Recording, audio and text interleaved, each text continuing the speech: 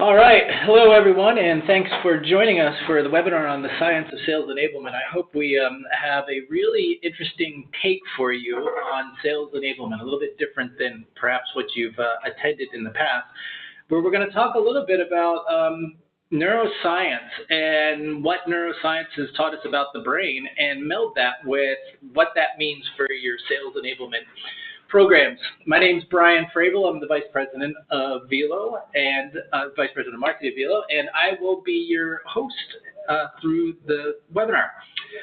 So let's get started with the agenda. It's fairly simple. We're going to start with some brain science or neuroscience insights, and we're going to geek out a little bit. I promise we won't get too far into the scientific pieces of it, but there are some actual real science-backed facts that you can apply to your sales and enablement program, which will bring me to the second half of the webinar, which is we're going to take what we've talked about in terms of brain science, and we're going to apply that to your sales enablement programs. And then we will wrap up, and we have some more resources if you're interested in diving a little bit deeper into this topic.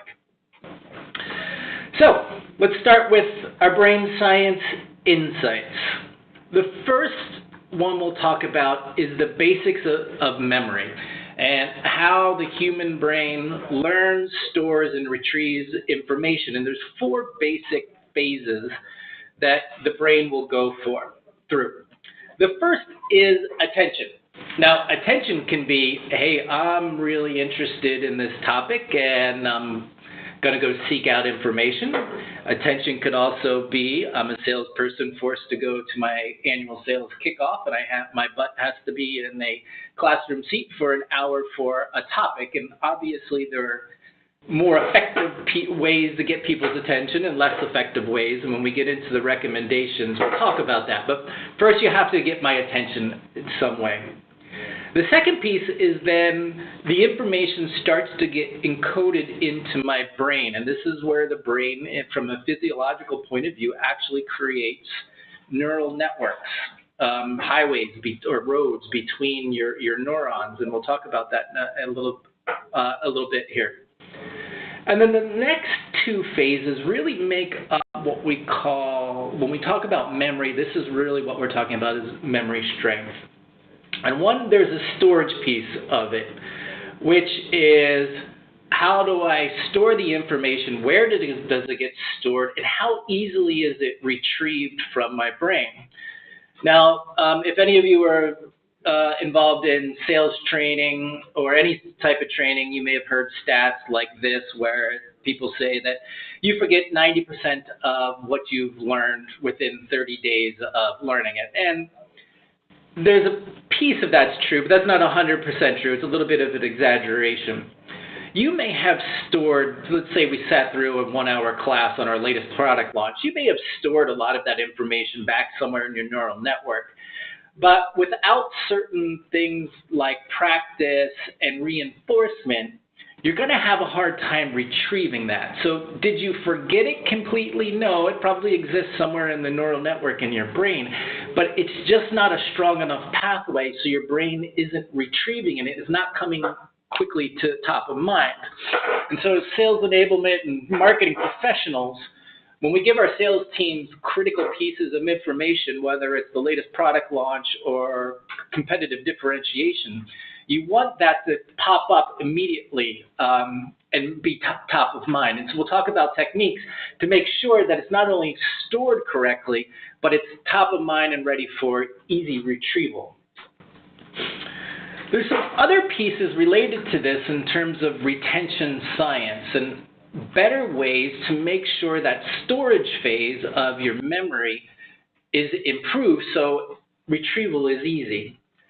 The first is delivering things in short chunks of knowledge. It's estimated that about after 20 minutes of, say, like a training, you hit the law of diminishing returns with the human brain in terms of what it can store. Now, that doesn't mean I'm telling you to turn all of your 1-hour trainings into 20 minutes. It's just that the human brain needs a break. And so as we get further into it, we'll talk about it. Think in 15 to 20-minute chunks. I deliver information and then break it up with something. And then you can go back and continue to deliver more information. So you can still do your 1 hour or maybe 2 hours, so that's pushing it. Trainings, but think about within the time frame I have, what are my 15 to 20 minute chunks? Because that is the most effective way to make sure that you're taking advantage of the brain's storage capacity. Drone on for an hour, and you're taxing the brain's ability to store things, and you're likely not going to have people remember everything you want them to have. The second is really, you've heard this since you were a little kid. Practice makes perfect. It strengthens the memory, and I'm going to talk a little bit more about that. But just like weightlifting or practicing a language or a musical instrument, you get better by practice. It's no different when we're talking about skills and remembering information. And then finally, in context and on demand. Go back to my last slide where I said the first part was getting my attention. Well, if I am about to go into an account and try to win versus our main competitor, and this is the final pitch, I am very interested in learning every little ounce of differentiation we have versus the competition. And if you give them to me, I'm going to be very open to it because I'm about to go into a meeting. Give me competitive training against a competitor who I don't have any deals going up against. I might pay attention as part of my job, but I'm probably not going to be nearly as interested in paying his attention. And so the better you can deliver context or information in context on demand at the right time, the more likely someone is going to have the higher attention, which means greater storage, greater retrieval. So what I'm giving you actually is not just best practices and nice blocks on PowerPoint. It's actually based on things that happen physiologically in the brain. And think back to biology in high school, and you guys remember you have neurons. And as you learn things, the neurons come together and they literally make pathways or roads. And when you first learn something, it's kind of like you plowed through the jungle and you've made a dirt road. And as you start to practice and reinforce, those neurons physically get thicker and stronger. So your dirt road becomes now a gravel road. And then over time, as you continue to practice and reinforce it, there's actually a fatty layer that goes over top of that neural pathway. So it becomes stronger and protected. This physically happens inside the brain on a microscopic level. And so now our gravel road has become a paved road. And you all have experienced this. If you took a language in high school or college but haven't practiced it in years, or you took piano and when you became a teenager you decided to stop playing, you probably forgot pieces of it, but you built such strong neural networks that there are still paved roads within your brain.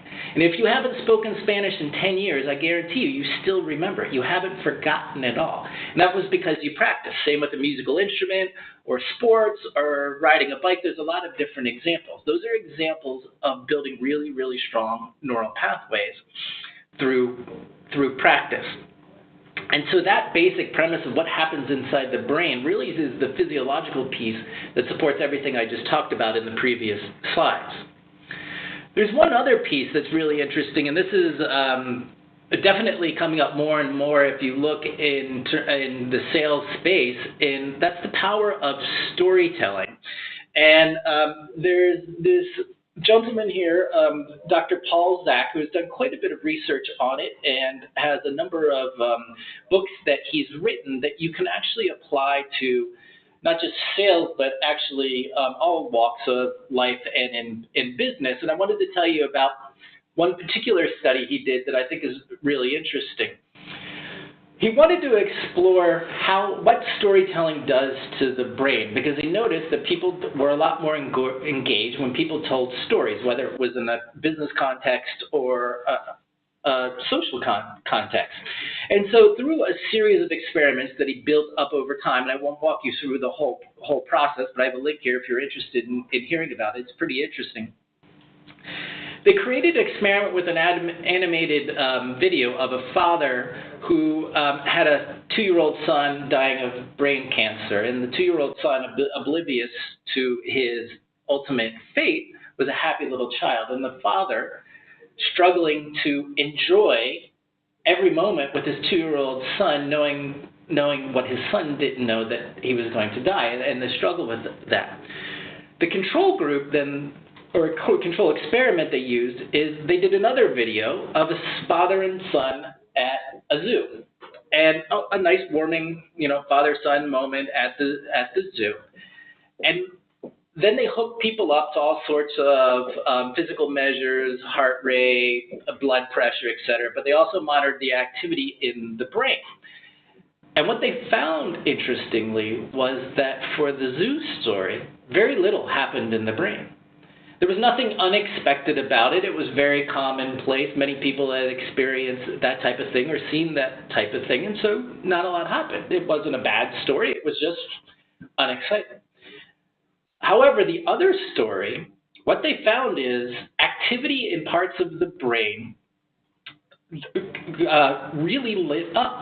And more specifically, they found two chemicals that the brain started to produce, one called cortisol and the other called oxytocin. Cortisol helps focus our attention. So remember when I talked about memory in the beginning and that first piece, attention? Well, cortisol is a big piece of that. When you are interested and attentive, you see a higher presence of cortisol. Oxytocin is associated with caring, compassion, connection with people, and empathy. And so what he found in the relevant pieces for sales enablement is that you can actually change people's behavior by changing their brain chemistry. And so what they did is, at the end of the experiment, they gave people an opportunity to donate to children's cancer research.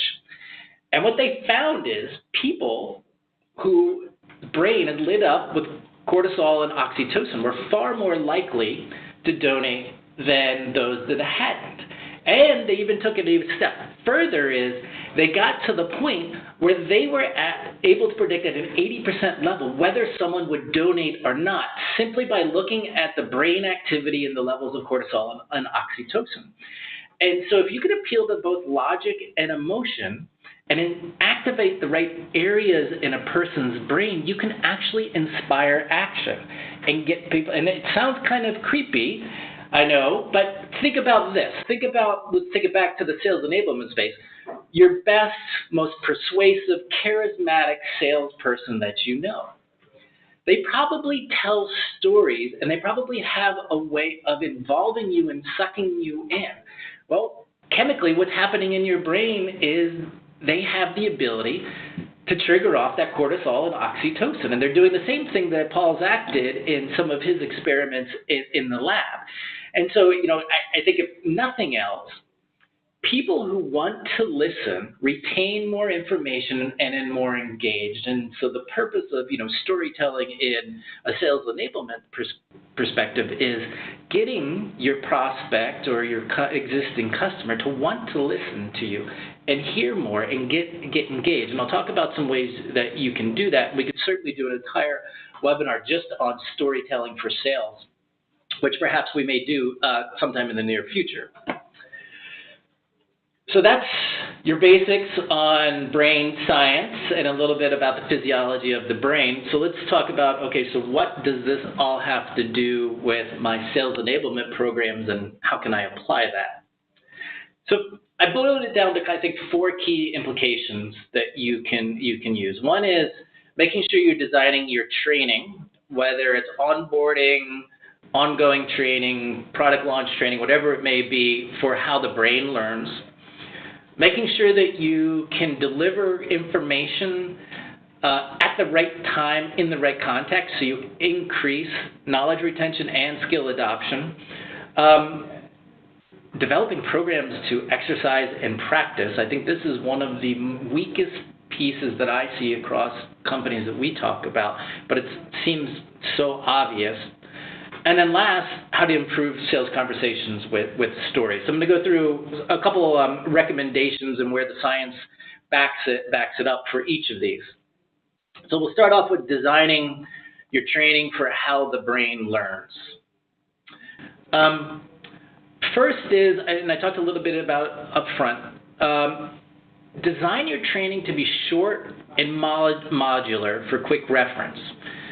If we're talking about, say, a traditional 1-hour classroom or webinar type of approach, as I mentioned, think maybe in thirds and interject interactivity, quizzes, practice, things where people can engage in between those thirds. So maybe it's 15 minutes of learning, 5 minutes of interactivity, 15 minutes of learning, 5 minutes of interactivity, etc.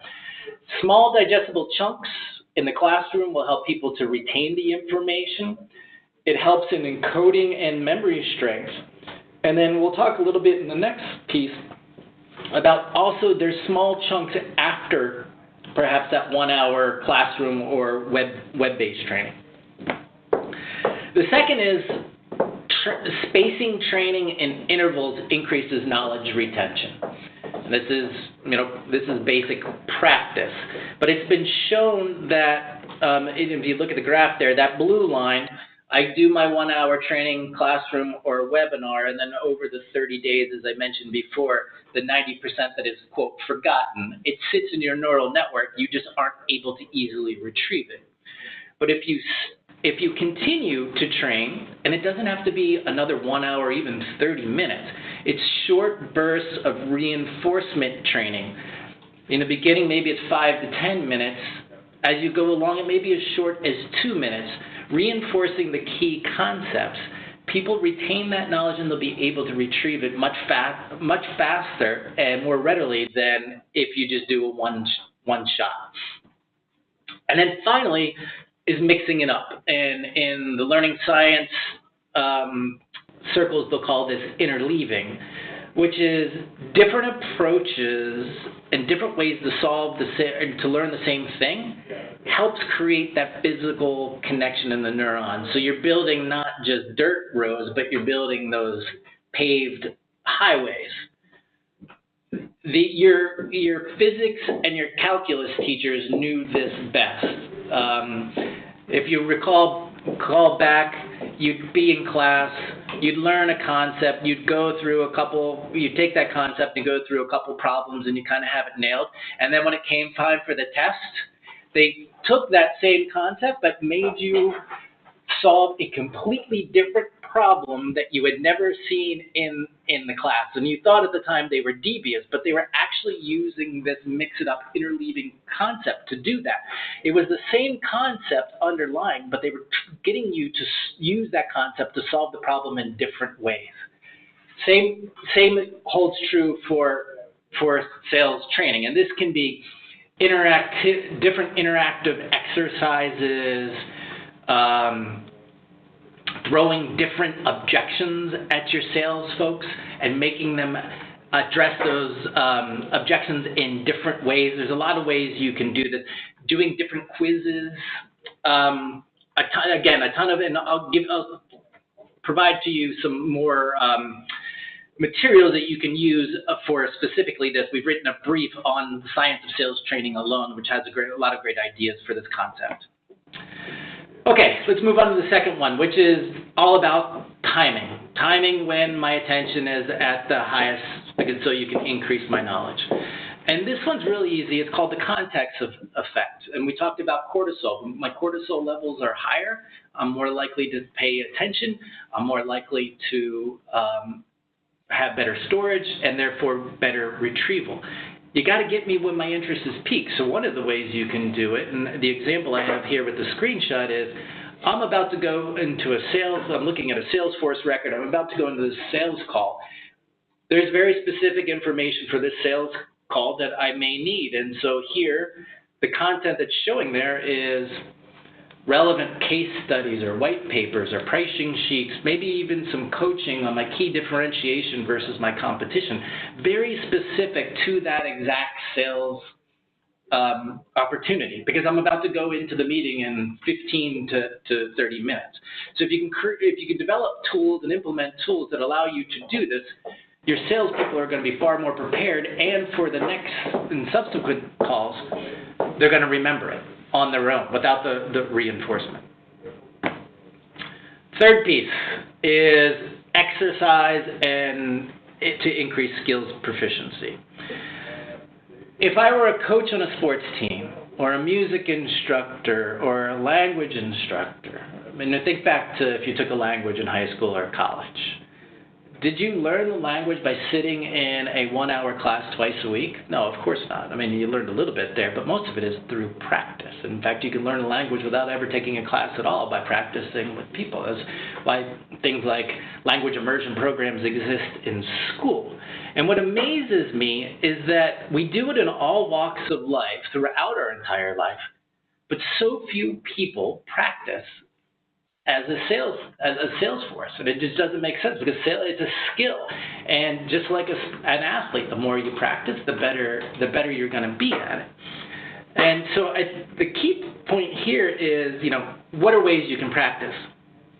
Interesting one here is that inserting practice into the daily workflow, even interrupting a little bit, isn't a bad thing. Having to review and relearn things actually can help. It's a form of practice.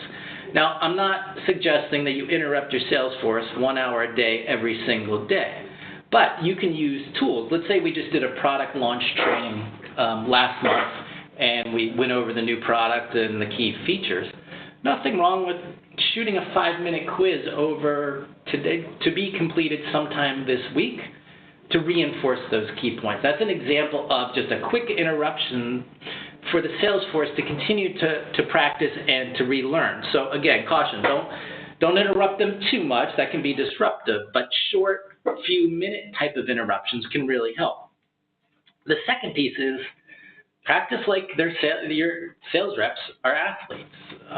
They're going to get practice on the job for sure, but there's nothing wrong with when they're not in front of a customer practicing, especially as you roll out new products or features or the competition has something. I would encourage you to figure out how to get the reps to practice, because just reading and passively sitting through a webinar or classroom for an hour is not nearly as effective. And from a physiological standpoint, you're building that fatty shield around the neurons and strengthening them. You're building highways, not dirt roads. And then last, improving your sales conversations with stories. And as I said, this could be a webinar of itself, but teaching your sales teams to tell stories, a well-constructed story, and now that's important here, and I'm going to give you some tips on that, can get those brain chemicals going back to that charismatic, just really persuasive salesperson. They're probably good at it, and they probably do it through storytelling. You increase the person's willingness to listen to you, and then also to act, and you build some empathy there. And so a few tips on what a good story entails. And again, at the end, we'll send out the link, or we'll send out the slides with the link there. The link actually goes into a lot more detail on what a good story is if you're interested in looking at that. But you learned a lot of this in grammar school and high school. A good story has a beginning, middle, and end. There is a flow, a logical flow there. You need to make sure your audience can relate. So if your story is all about your company, your product, and all the benefits you provided other people, case studies, that may help, but that's not about the person you're talking to. So figure out how you relate your story to your prospect. It's okay to use other examples from other companies, but if you don't have something that's about them, chances are you're not going to create that connection. Keep it simple. We are not writing War and Peace here. We're simply trying to engage people in a meaningful sales conversation.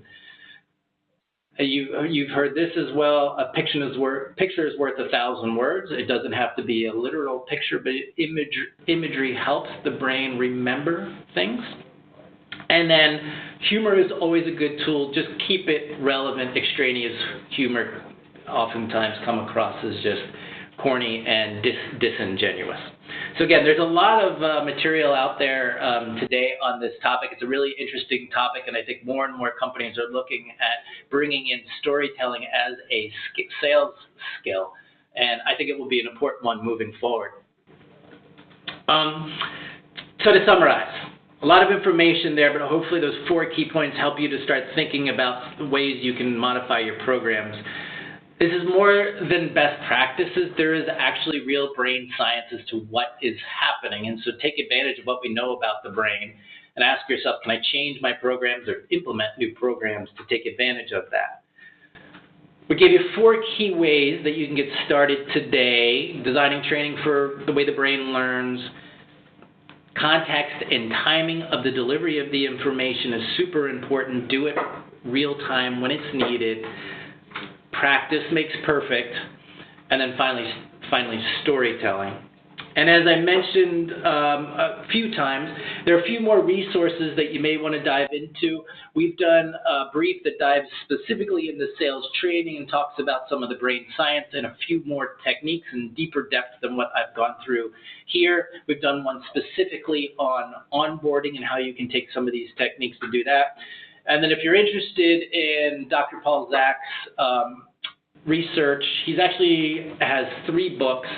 As I said, many of them I think you can apply to business environment, sales environment, as well as just personal, social things. Some really, really good stuff. Take a look at his website. With that, we will make all of this available to all of you via replay. We'll send out a link within the next 24 hours, as well as a link to all of the slides. If you're interested in learning a little bit more about the Veelo platform and some of the tools that we've actually built in to take advantage of the concepts I just talked about, we'd love to set up a short meeting with you and show you a demo. If you're interested, please reach out and contact us.